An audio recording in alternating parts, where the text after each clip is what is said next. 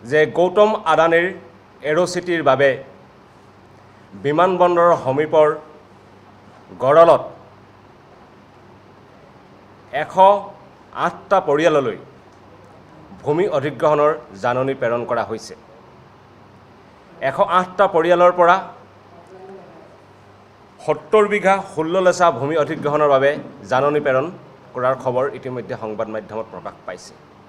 গুৱাহাটীত ভূমি অধিগ্ৰহণৰ জাননী গৈছে শৰ্মা, ঠাকুৰীয়া আদি উপাধিৰ খিলঞ্জীয়া।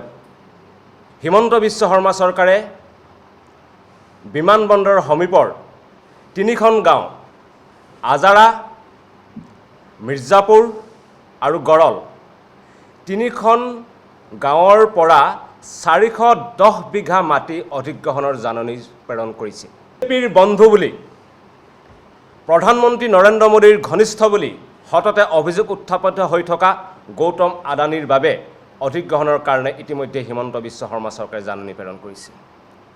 সৰ্বমুঠ 1116টা পৰিয়ালে ভেটি উচন কৰি এইবাৰ হিমন্ত বিশ্ব শৰ্মাৰ চৰকাৰে বিজেপিৰ বন্ধু গৌতম আদানীৰ এৰ'চিটি নিৰ্মাণ কৰিবলৈ আগবাঢ়িছে।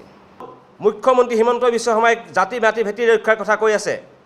এতিয়া আমাৰ প্ৰশ্ন মুখ্যমন্ত্ৰী হিমন্ত বিশ্ব শৰ্মাৰ প্ৰতি, এইবাৰ আপোনাৰ নিজা সমষ্টিত এতিয়ালৈকে 1116টা পৰিয়ালৰ ভেটি উচন কৰিবলৈ আপুনি জাননী প্ৰেৰণ কৰিছে। আপুনি নিজৰ সমষ্টিৰ মানুহৰ ভেটি ৰক্ষা কৰিব পৰা নাই। আপুনি কেনেকৈ অসমীয়া জাতিৰ ভেটি ৰক্ষা কৰিব? আপুনি কেনেকৈ অসমীয়া মানুহৰ ভেটি ৰক্ষা কৰিব?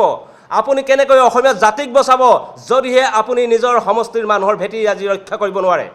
বিজেপি চৰকাৰখন অহাৰ পিছত আপোনালোকে মন কৰিব অসমত কিদৰে ৰকেট গতিত, মই শব্দটো আকৌ কৈছোঁ, ৰকেট গতিত মোদীৰ বন্ধু বুলি অভিযোগ উত্থাপিত হৈ থকা, বিজেপিৰ বন্ধু বুলি অভিযোগ উত্থাপিত হৈ থকা আদানীৰ সাম্ৰাজ্য বিস্তাৰ ঘটিছে ৰকেট গতিত। 1 নম্বৰ, লোকপ্ৰিয় আন্তৰ্জাতিক বিমানবন্দৰ, যিটো আমাৰ ৰাজহুৱা খণ্ডৰ অধীনৰ বিমানবন্দৰ আছিল, সেই বিমানবন্দৰটো আদানীক চিৰদিনৰ বাবে গতাই দিয়া গ'ল। 1 নম্বৰ, লোকপ্ৰিয় আন্তৰ্জাতিক বিমানবন্দৰ। 2 নম্বৰ, বিজেপি চৰকাৰ আহিল, স্মাৰ্ট মিটাৰ লাগিল আৰু স্মাৰ্ট মিটাৰ ঠিকা কোনে পালে? আদানী। 840 কোটি টকাৰ স্মাৰ্ট মিটাৰ ঠিকা 2 নম্বৰ। 3 নম্বৰ, গুৱাহাটীৰ বিমানবন্দৰৰ সমীপত হাজাৰ হাজাৰ বিঘাৰ মাটিত নিৰ্মাণ কৰিব লগা এৰ'চিটি। 4 নম্বৰ, ধুবুৰীত 3500 বিঘা ভূমিত 3000 মেগাৱাটৰ তাপবিদ্যুৎ প্ৰকল্প। 5 নম্বৰ, কাৰ্বি আংলঙত 12000 বিঘা ভূমিত সৌৰশক্তি প্ৰকল্প। 6 নম্বৰ, ডিমা হাছাওত 9000 বিঘা ভূমিত আদানীৰ চিমেণ্ট কোম্পানী।